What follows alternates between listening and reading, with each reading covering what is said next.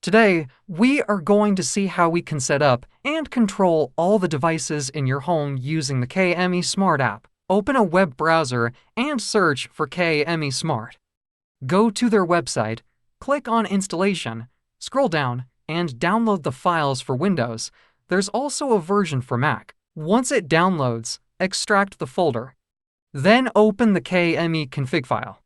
Inside, you'll see KME_config. Launch the application. Now, let's move on to the hardware part. We'll connect some LEDs to the ESP32. You can use the ESP8266 as well. It works with both.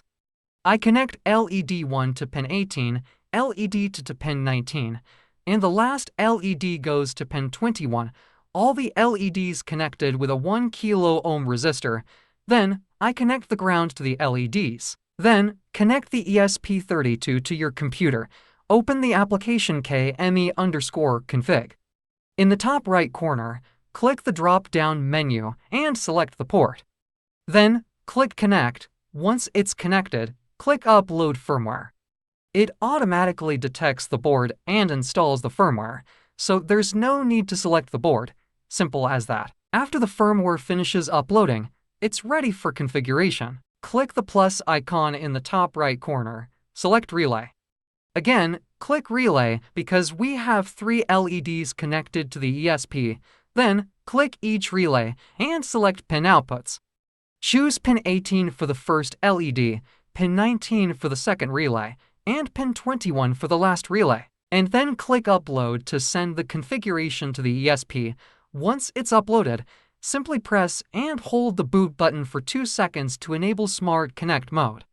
Alternatively, holding the button for 4 seconds creates an access point.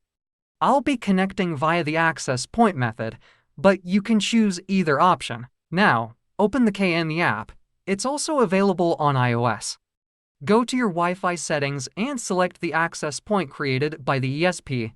Then, return to the KME app, tap the plus icon, and select Add Devices.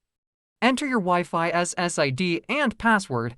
I'm choosing the second option since we held the ESP's boot button for 4 seconds, putting it into access point mode. After a few moments, it will detect the devices, and you can customize their names.